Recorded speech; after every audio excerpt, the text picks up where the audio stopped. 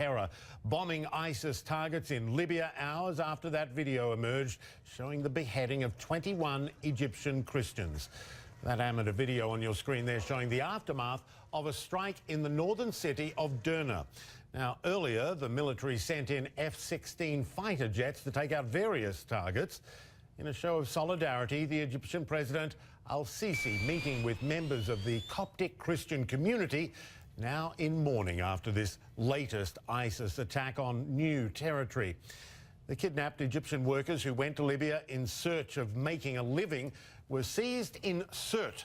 The oil-rich country is, in effect, without a government as rival militias continue to battle it out for power. ISIS already carrying out attacks there and, in effect, now controls the town of Sirte. And this raises even more concern about the reach of ISIS, far beyond its strongholds in Syria and Iraq. Well, these airstrikes, a dramatic escalation of Egypt's role in Libya. Joining me now on the phone is the chairman of Egypt's State Information Service, Salah Abdulsadek. And thank you very much, sir, for joining us. More airstrikes today. How involved will Egypt get in the battle against ISIS in Libya or anywhere else for that matter? Thank you, Michael. Of course, Egypt is not getting involved just for the sake of it. It is some kind of, we stress that there is it's inherent right of legitimate self-defense and to the protection of its citizens abroad against any threat. Per the provisions of the United Nations Charter, which guarantees countries' individual and collective right of self-defense.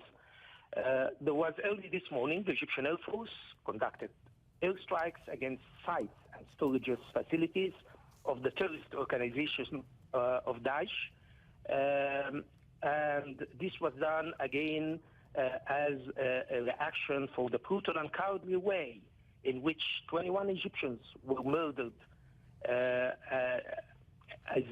which shows that there is more proof that the terrorist organization of Daesh stands against all values of Islam, dignity, and humanity.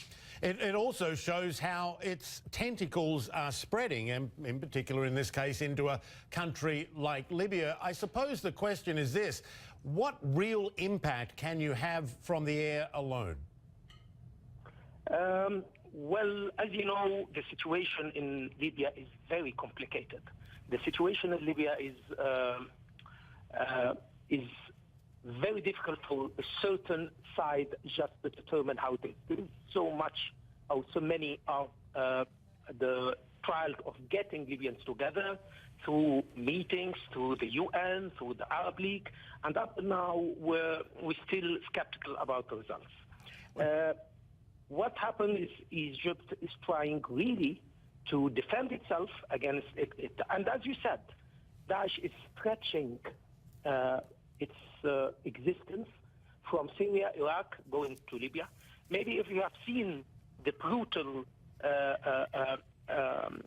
video that they have displayed, which was done in a very high definition and high quality of directing, and they were threatening to reach. They said that we are very near to the Italian land, to the Italian beaches.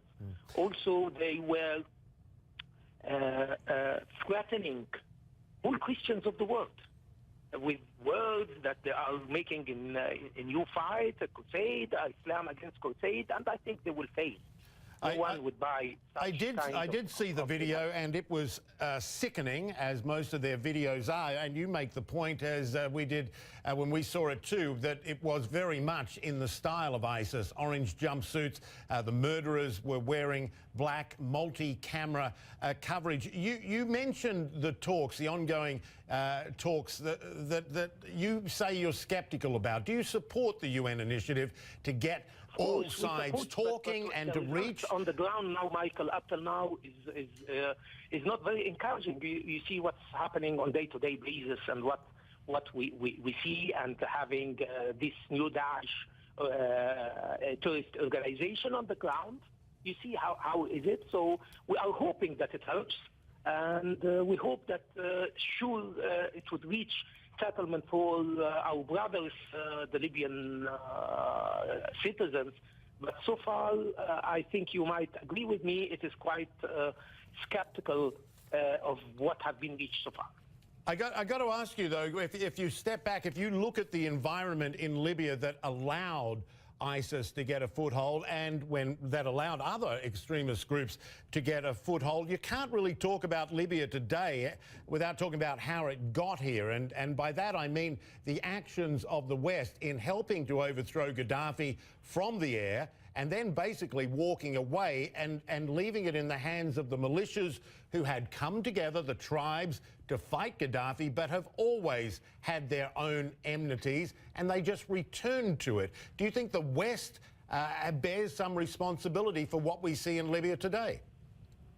I wouldn't agree more with you, Michael. This is, to a large extent, it is a job that is unfinished, that ended up at what we see fractions of organizations, that they have grip of hand of huge weaponry that Gaddafi had gathered through years and years of his ruin, and they are now turning against each other. I'm not quite sure.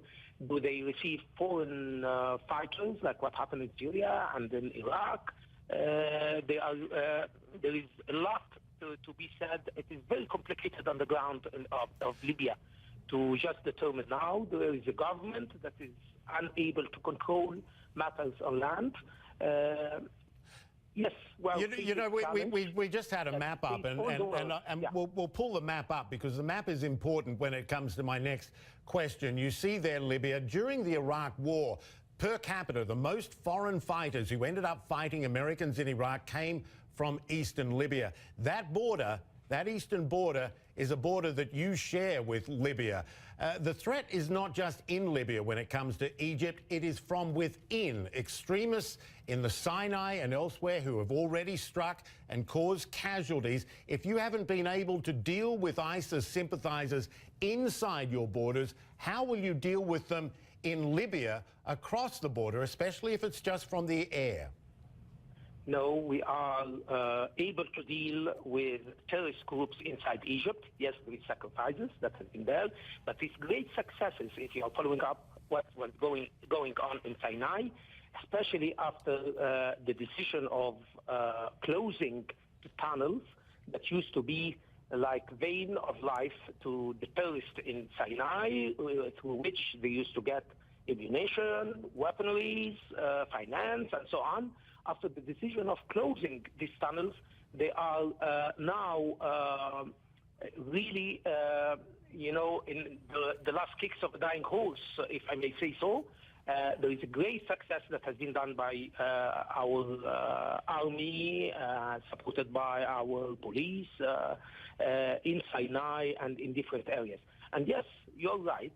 We have a really long border between us and Libya.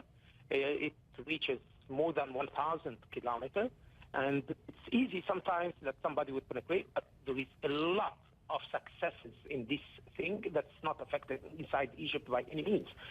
And as for the strike, when you mentioned how are you going to do just by air strike, this is exactly, I can't comment much about that since it's not my field in the military reaction. It has its own people, and as we have heard yesterday, the president, Fattah al-Sisi, when he said that Egypt reserved its right for the time and the place of